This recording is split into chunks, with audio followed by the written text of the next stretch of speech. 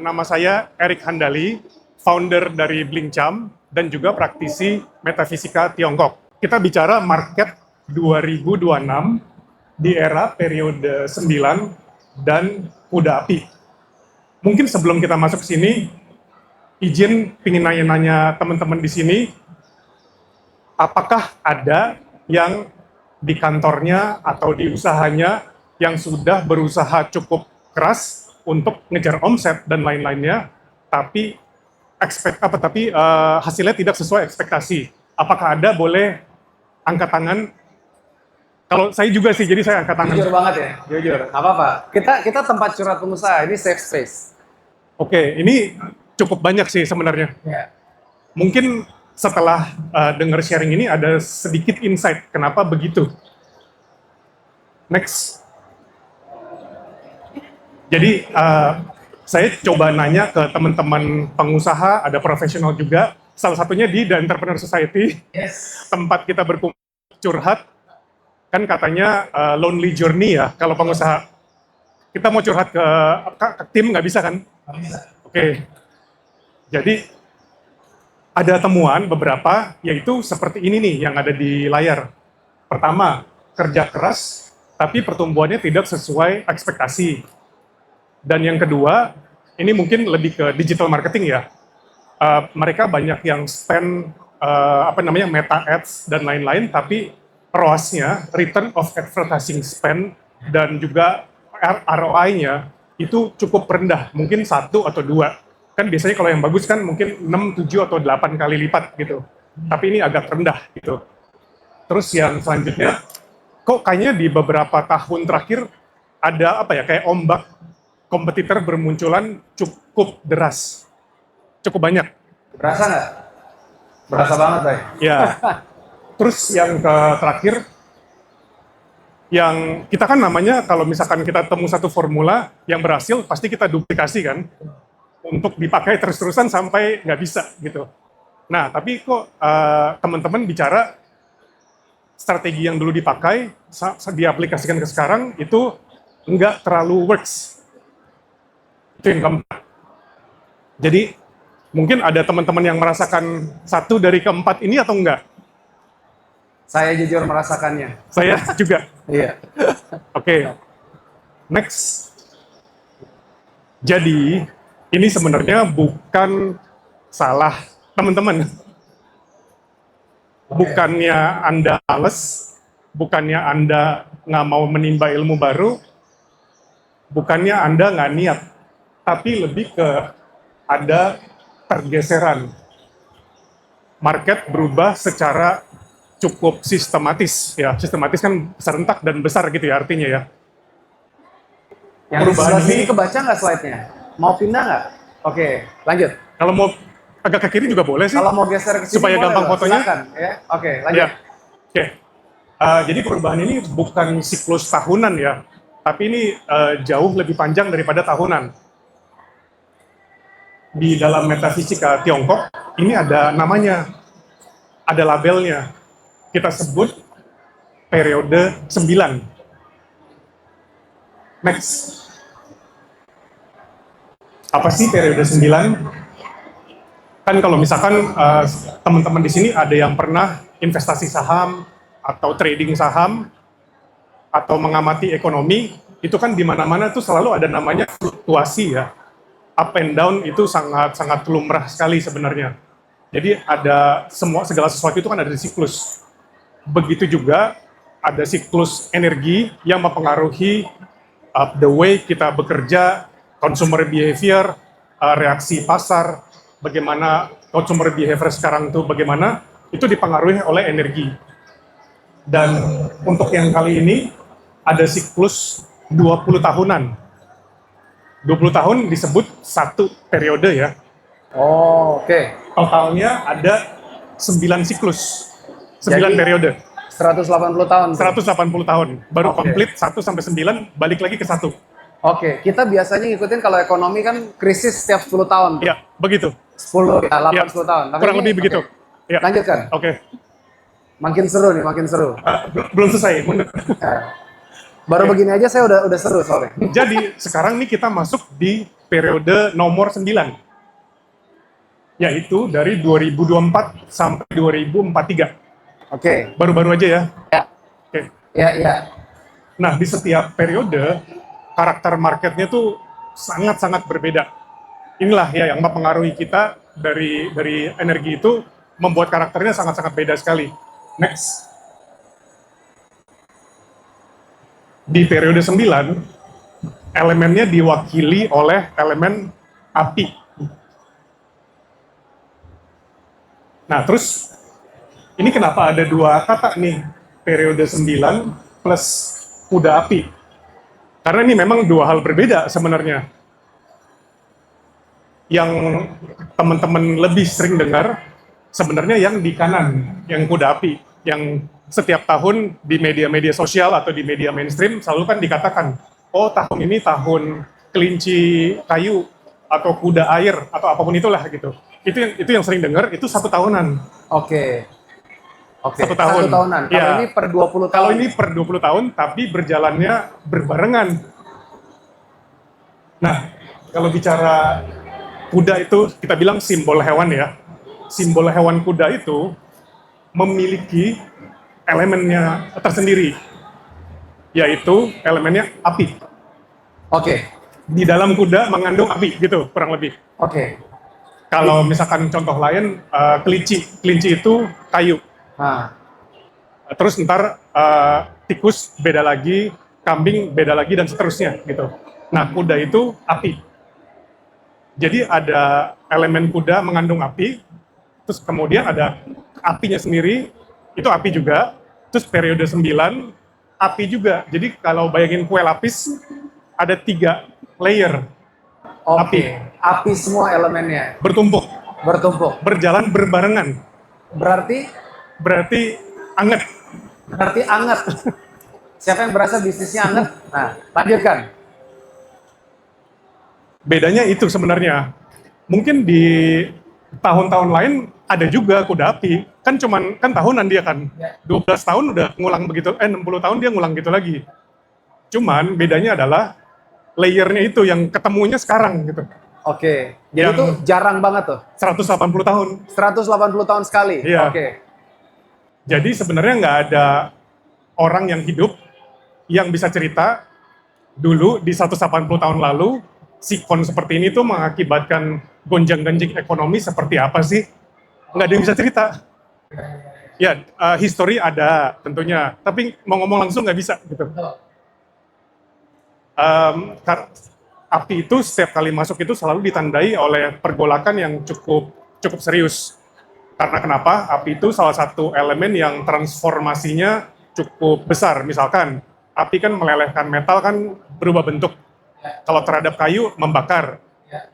Nah, kalau yang lainnya tuh, elemen lain nggak terlalu berubah. Tapi ini lebih violent perubahannya. Bayangkan dikali 3, kalau misalkan kita bicara kue lapis ya.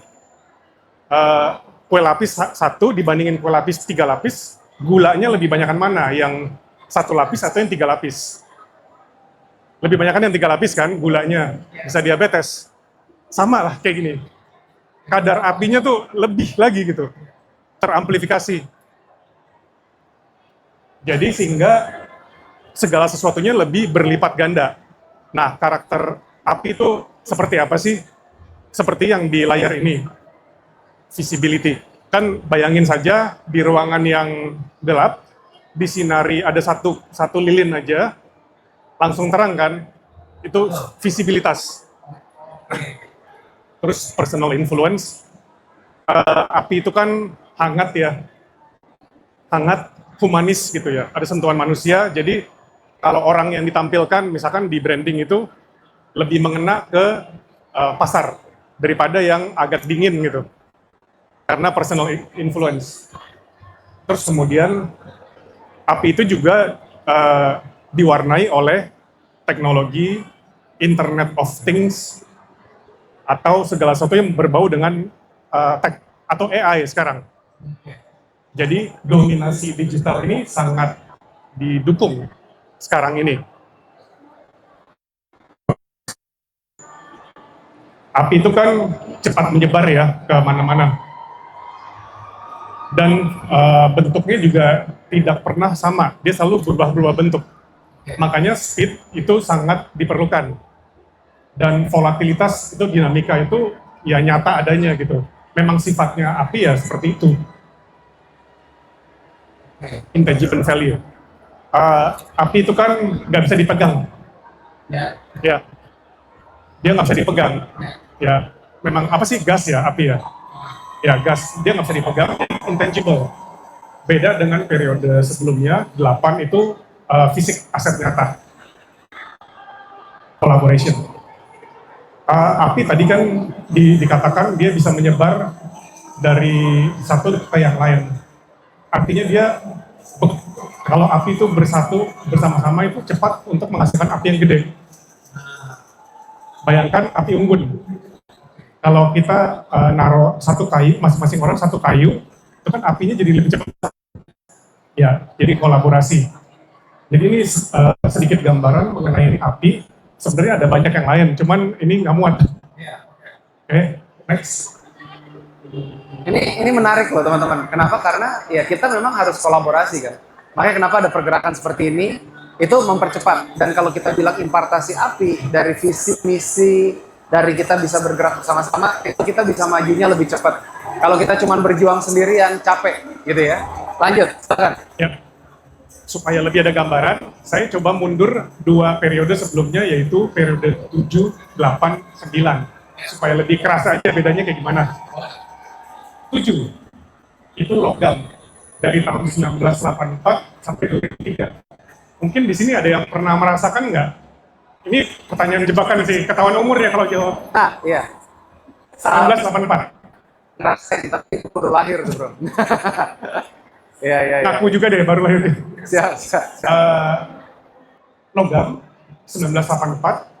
Metal itu sesuatu yang presisi, bling-bling, ya shiny gitu ya. Terus juga dia komunikasi, dan komunikasinya itu bicaranya terstruktur. Jadi konten A terus ke B ke C, nggak pernah dia lengkap ngomongnya dari A ke Z, itu nggak pernah kalau metal. Dia rapi banget kalau ngomong. Dan metal itu tegas. Makanya di sini komunikasi, persuasi, sales, public image itu sangat naik daun. Industri media dan advertising juga booming di tahun itu. Geser ke berikutnya, P8, tanah. Di 2004 sampai 2023, baru selesai ya. Tanah itu kan mengandung banyak, mineral di dalamnya. Kaya gitu ya, mengandung banyak berharga. Logam emas kan dari tanah kan. Ya, semua hal yang berharga, diamond dari tanah juga. Jadi, tanah itu sebenarnya sangat menyimpan segala sesuatu yang berlimpah. Dan tanah itu sangat lebar dan besar dan nggak bisa bergerak kemana-mana, sangat stabil, ajak gitu bilangnya, ajak. Kalau api kan tadi ya nggak ada bentuk, bisa kemana-mana gitu. Tapi kalau tanah kan ya udah di situ aja. Dan dia sesuatu yang kalau menumbuhkan tanaman, Sini ya. Oke, sini lanjut. tanaman kan hasil bumi, manusia jadi bisa hidup kan. Jadi industri seperti properti, stabilitas, aset nyata, pembangunan, makanya di zaman Pak Jokowi juga banyak infrastruktur kan, antar Jawa, terus antar pulau, dan kita juga membangun ibu kota baru di IKN di zaman Pak Jokowi. Kemudian sekarang, P9, 2024, tadi ya, visibility, branding, teknologi, AI, reputasi dan pengalaman. Kenapa reputasi? Karena tadi perlu tahu orangnya, manusianya, gitu. Kan warm hati ya, gitu. Next. P8 itu era dominasi aset fisik, skala, infrastruktur, dan capital yang heavy investment. Tadi kan tanah itu kan berkah ya, banyak benda berharga di dalamnya. Jadi kan seperti Agung Podomoro, Sinarmas, Putra, itu naik daun. Dan kalau di Cina itu ada namanya properti Evergrande. Kalau sempat dengar yang kasus bubble burst, almost collapse atau udah collapse? Nggak tahu ya. Tapi intinya menjelang P8 berakhir, dia collapse kan, ada kasus gitu, bubble-nya burst. Nah itulah kurang lebih lah gitu. Brand yang di P8 itu banyak 4 kesamaan. Capital heavy, infrastruktur, ekspansi fisikal, dan dominasinya lewat size, lewat ukuran gitu, ekspansi besar-besaran. Segala sesuatu yang dibangun secara perlahan tapi pasti itu di P8 itu bisa berkembang dengan baik. Kalau sekarang nggak bisa pelan-pelan, kena salib dulu. Next. Next lagi. Saya mau kasih contoh brand. Kalau situ kena speaker. Oh iya. Saya mau kasih contoh lagi brand yang sangat P9, yaitu TikTok. Ini mungkin teman-teman praktisi digital marketing bisa ngomong bahwa TikTok itu bukan medsos. Medsos tuh IG sama Facebook. Kita pakai IG untuk sama teman kita bertukar pesan kan ya. Kita pakai itu untuk berhubungan sama teman. Tapi TikTok enggak. TikTok itu untuk distribusi informasi. Jadi platformnya sangat-sangat berbeda. Di P9, makanya TikTok itu sangat pure attention economy, di mana visibilitas yang terlihat itu lebih dihargai daripada aset fisik tadi di P8. Dan siapapun bisa viral. Brand UMKM, brand kecil itu bisa meledak dalam semalaman. Ini bener, gue nambahin dikit. Ada yang pernah denger ini nggak dulu? Bukan denger, lihat. Ada kita nggak? Orang hitam, Apa itu? Kevin Lane. Oh iya, Kevin Lane.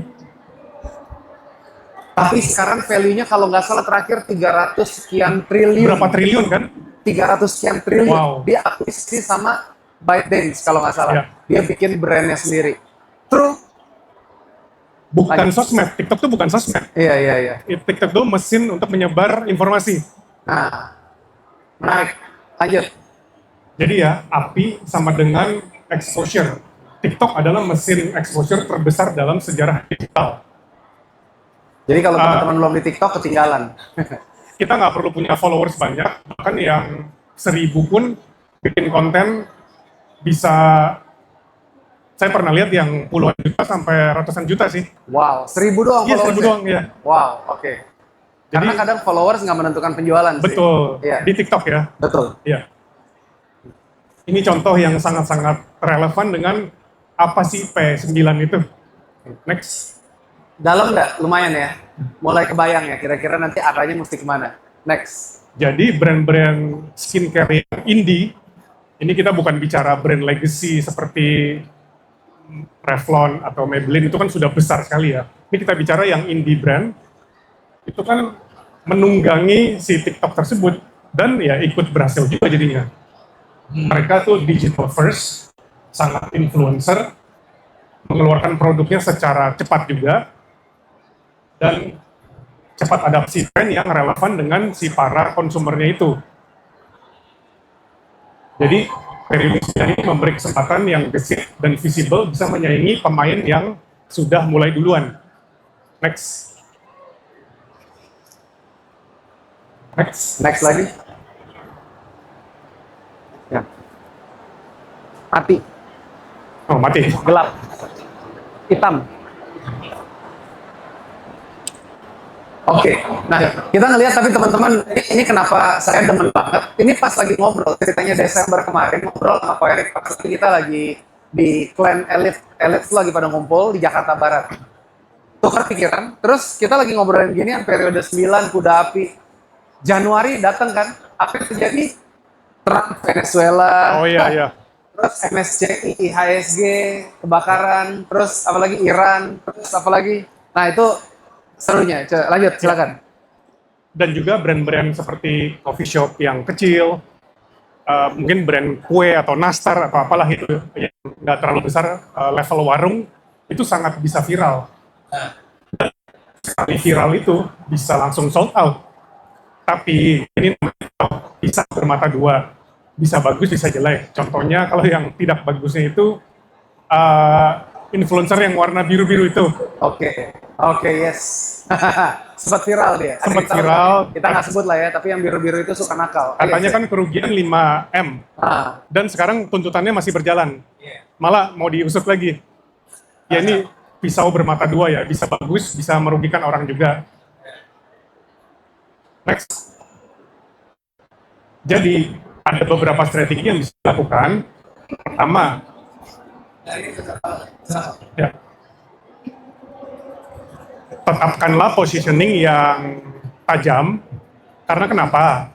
Positioning yang sudah jelas itu sangat mudah untuk kita jembatani untuk membuat branding yang jelas juga. Kalau positioningnya agak abu-abu, brandingnya pasti kita keteteran, kita kewalahan. Nah, karena mau ngomong apa ya, bingung gitu. Jadi positioningnya bisa dibenerin. Kemudian yang kedua, memang sih bagusnya sempurna pasti. Cuman kalau sempurnanya itu menyebabkan kita harus mengambil waktu jauh lebih lama, takutnya udah kena salib dulu. Harus cepat, tapi cepatnya juga dengan mindful. Bukannya luncurin asal luncurin. Bukannya bikin produk asal ada produk. Itu juga nggak bijaksana. Riset, harga, 4P ya, price promotion, place, promo itu tetap harus jalan juga. Cuman ditakar aja, jangan kelamaan gitu. Ini juga ada satu kasus yang ini lebih hangat lagi sekarang.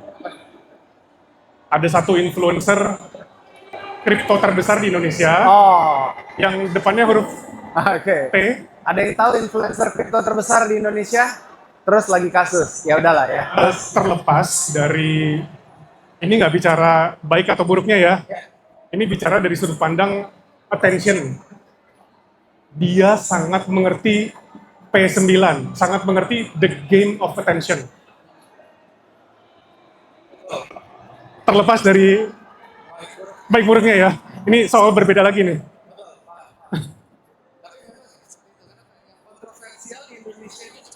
Oh, terlebih sekarang. Tapi makanya kita kalau ngajarin branding kan PR ya. Ya. Any publicity is good publicity. Tinggal gimana kita spinnya. Ya. Nah, kalau pengen tahu gimana spinnya, nanti itu topiknya panjang lagi kita. Jadi memang attention sama dengan duit. Itu bener. Makanya kenapa mesti bangun attention-nya. Makanya kalau kita ngomongin dari sisi teknisnya, kita kan branding, marketing, strategi, consulting. Brand udah nggak bisa lagi cuma cerita tentang dirinya. Harus affiliator. Jadi kalau ada affiliator marketing tuh lagi gila-gilanya sekarang. Itu berapa banyak orang yang ngomongin kita kan? Ya. Nah, jadi viral. Attention currency. Ya. Lanjutkan. Next. Jadi bagaimana caranya untuk menang? Ini bukan agile ya. Ini agile, cepat. Punya positioning jelas supaya bisa melakukan posisi branding yang lebih mudah juga. Kemudian tahu kapan maju dan kapan harus tahannya.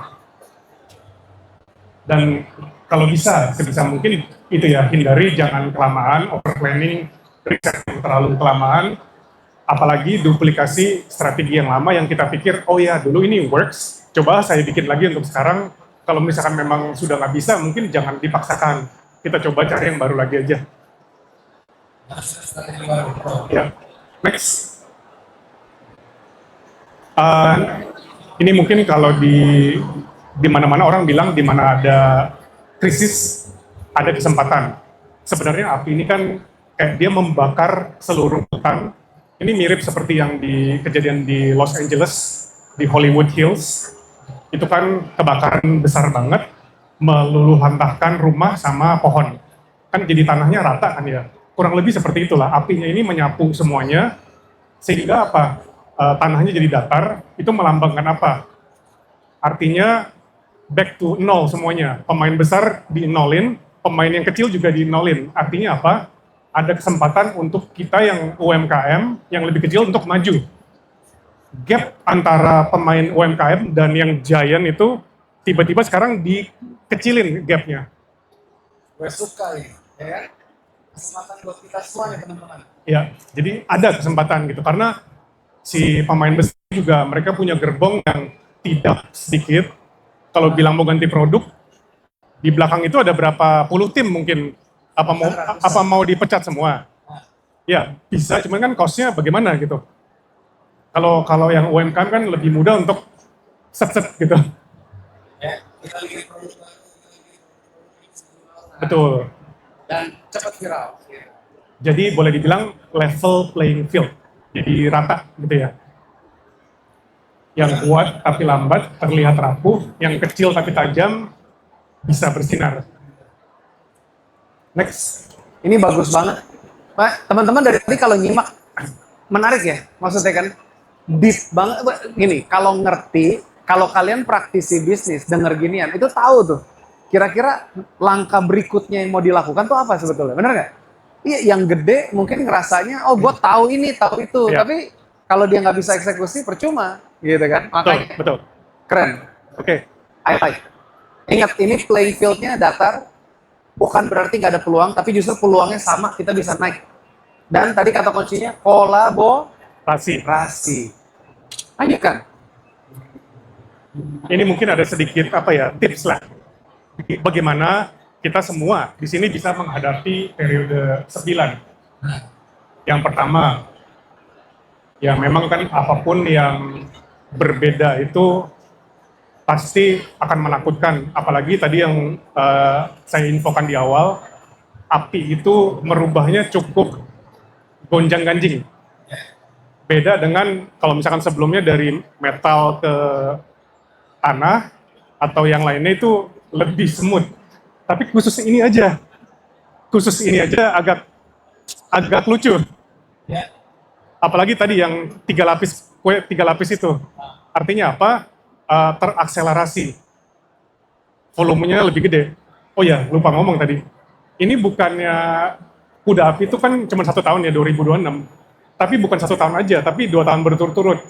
Karena tahun depan 2027 adalah kambing api. Dan kambing itu elemennya juga api. Oke. This is not a one year thing, it's a 2-year thing. Itu sih intinya. Jadi ini bukan bicara sekarang aja. Jadi kita punya, kalau ngomong yang gede-gede hati-hati. Kalau ngomong yang kecil-kecil, kita punya kesempatan nih. Ya, Betul. juga ya. Yang gede-gede juga punya kesempatan. Kita kan level playing field tadi ya. Ya, Menarik. tapi Senang. 2 tahun itu ya. 2 tahun, oke. Sebenarnya sih kalau mau lebih deep lagi, tahun kemarin udah mulai karena ular. Ular itu api juga. Oke. Cuman kebetulan ularnya atasnya bukan api tapi kayu kalau nggak salah. Oke. Tadi dari 3 lapis jadi 2 gitu. Oke. A bit less, tapi udah mulai gitu. Ini ya, sekarang kita ngomong kayak gini-ginian tuh teman-teman, percaya bro ya? Percaya atau gimana nih? Kan nggak usah ngomong percaya atau nggak percaya, Iya. berasanya begitu nggak? Gitu Nah, aja. oke. Lanjutkan. Jadi tadi ya, ini udah perubahan udah mulai dari kemarin-kemarin, memang sangat asing sekali, terasa api itu ada rasanya tadi ya, nggak ada bentuk, beda seperti tahun lalu ada rasa stabil. Tanah itu sangat ajak, Oke. kita bertapak, nggak kemana-mana rasanya gitu. Ya. Tapi kalau api itu, nggak tahu teman-teman ada nggak sih yang merasa kayak, ini gimana ya gitu. Kalau saya sendiri sih berasa begitu. Kayak, ini ujungnya kemana ya? Ya, karena kalau kita melihat kan dari kemarin di Januari itu ada PHK massal di Amerika. Biasanya ekonomi Indonesia kan nurut tuh Ya, 6-12 bulan. oke. Ya semoga itu nggak nyampe ke sini ya. Dan apapun yang terjadi, ya kita harus bertahan, united, bergandengan tangan. Karena kalau nggak bisa. Mau berjalan bisnis sendiri itu berat. Ya. Jadi itu ya, ada perubahan, jangan dilawan, kita ikut saja, karena di dalam ketidakpastian, di dalam uncertainties, yang lebih parah adalah kita mungkin saking bingungnya, kita stres, kita froze, diem, badan kaku, dan nggak ngapa-ngapain. Itu lebih parah daripada kita melangkah dikit, Terus melangkah. terus melangkah. Terus langkah. Karena ya kalau dari sisi saya spiritual, saya percaya Tuhan pasti udah siapkan berkat buat kita, bro. Nah, tinggal kalau kita nyetir di tempat ya berkatnya nggak nyampe gitu aja. Jadi harus terus melangkah. Walaupun ujungnya Nggak tahu gitu. itu namanya periode berjalan dengan iman. Nah, asik. Lanjutkan. Oke. Tadi ya, nomor 3, jangan terlalu berpegang ke rasa aman. Masa lalu. Masa lalu ya, kita harus berubah strateginya. Jangan terlalu hold on to yang lalu-lalu kalau tidak bekerja. Kalau bekerja sih nggak apa-apa gitu. Dan Ini yang bagus keempat, banget sih. Ini refleksi personal juga nih kalau ngomong kan. Jangan terlalu berpegang pada rasa aman. Lalu asik. Nggak, tapi sebenarnya survival instinct manusia sangat manusiawi sih. Iya. Make sense. Saya juga ya ngaku aja gitu, kadang-kadang ya begitu juga gitu. Betul, betul, betul. Tapi ya ini bagus Siapa sih yang mau mengingatkan kita. dikocok-kocok kayak gitu? Iya, iya, iya. Yang keempat, memang kan tidak terlalu jelas gitu ya ke depannya bagaimana, tapi selama kita menyelaraskan diri dengan aktivitas atau pendekatan bisnis yang selaras dengan P9, itu mudah-mudahan meminimalisir gonjang-ganjingnya itu. Minimal kita sudah ngikutin, oke, harus begini, tidak jamin, tapi better ada daripada nggak ada kan. Betul. Nah, Gitu. ini nambahin dikit ya. Ini bagus banget, kenapa? Karena gini. Dulu kalau ngomongin, saya kalau ngajarin branding tuh 3P. Produk, perusahaan, sama personal. Di stage ini, IFBC, itu ngajar tuh udah dari 2019. Kita berbagi ilmu, branding, gimana ngangkat. Karena kalau kalian nggak bangun branding dan positioningnya, ujungnya perang harga. Which is terbukti sekarang marketplace kayak apa, begitu bedanya kan, perang harganya seperti apa kan. Tapi kalau kita punya branding, kita masih bisa ciptakan satu value, add value. Nah, ini baru setahun 2 tahun terakhir, itu lebih banyak permintaan yang tadinya personalnya nggak mau nampil, sekarang mulai nampil. Ya. Iya nggak sih? Karena itu menimbulkan rasa aman lagi. Makanya tadi kalau saya ajak keliling, teman-teman tadi kan saya ajak keliling tuh, dari depan sampai belakang, lihat beberapa boothnya teman-teman kan. Kalau kalian kenal sama ownernya, dan mereka ownernya tuh baik, nggak neko-neko, chance itu bisnis bisa lebih stabil, lebih tinggi, bener nggak? Kira-kira seperti itu gitu. Wah, Betul. tambahin kalau salah, kalau Nah, bener, bener, kan, iya kan? Benar. Makanya kenapa kita kemarin di Entrepreneur Society udah sign sama media. Kita ada podcastnya, teman-teman kalau pengen kenal member LC di YouTube-nya kita di Entrepreneur Society, itu di podcast playlistnya tuh nanti ada ceritanya Kak Erik juga, kisahnya beliau mulai, ini kredibilitas. Nah, nanti kita akan lebih masuk ke media mainstream, gitu. Semoga ini bisa nolong teman-teman juga, bisa bertemu berkembang bareng-bareng kita. Amin, amin. Lanjut bro, ini bakal ditayangkan di YouTube nanti bro. Oke, boleh. Biar makin seru lagi, oke lanjut. Jadi nomor tadi keberapa? 5. Kita tidak bisa mengontrol oke. hasil nih. Oh enggak, 4 belum Oh, selesai. 4 dulu, 4, oke. Pastikan langkah selaras dengan P9. Sebenarnya ini karena ini teman-teman di sini, kakak-kakak di sini lebih pilih candlelight dinner sama kita daripada sama pasangan. Mantap. Happy Valentine's Day. Saya mau membagikan satu guidance gimana cara menyelaraskan ke P9. Nanti ada QR yang bisa di-scan gitu. Moga-moga bisa membantu. Terus kemudian yang terakhir, nggak bisa mengontrol hasil ya, tapi lebih ke keselarasan. Kalau kita tidak melawan, dengan kita menyelaraskan diri, itu momentum yang akan bekerja untuk kita. Jadi kita seperti menunggangi tsunami yang lagi jalan, bukan kita nabrak tsunami-nya gitu. Kurang lebih ikutlah gitu maksudnya. Ikut wave-nya lah. Ikut wave-nya. Iya. Cuma kan untuk ikut wave-nya kita perlu tahu bentuknya kayak gimana kan. Kalau no idea gimana ngikutnya gitu. Betul. Makanya perlu saling sharing kayak gini, kenapa? Ini cerita personal ya. Personal kita tuh saya sedikit inline, bukan sedikit inline, karena dari tahun lalu kita udah mulai media kita jalankan, terus personal brandingnya, terus kita berbagi ilmu kayak gini, kelas-kelas segala macam. Tahun ini udah sign sama media yang lebih besar, jadi semua video kita akan ditayangkan di channel media tuh, oke. TV, radio, digital dan analognya di seluruh Indonesia tuh nanti akan tayang. Oke. Jadi ngangkat teman-teman Oh, lagi. iya. Udah cukup inline, tapi tinggal nanti next-nya apa? kita mesti kuatkan brandnya kita, positioningnya, dan personalnya juga nggak bisa gini. Satu hal ya, personal branding tuh pedang bermata dua karena kamu nggak boleh bohong. Kalau kamu pakai topeng, lu mau pakai topeng seumur hidup nggak bisa, capek. Betul. Kalau emang kayak gini udah gini aja. Clemens ya begini, botak ya botak, nggak tiba-tiba buka nanti gondrong gitu, nggak bisa gitu kan. Tapi ngerti nggak maksudnya? Karena nyaman. Oh, kirain AI. Kalau nggak AI, betul ya kan. Nah tapi kalau kita inline itu kita jadi nggak ada resistan. Biasanya kita ngikutin wave-nya. Iya. Gitu ya, kira-kira Iya, gitu ya. betul, betul. Cakep.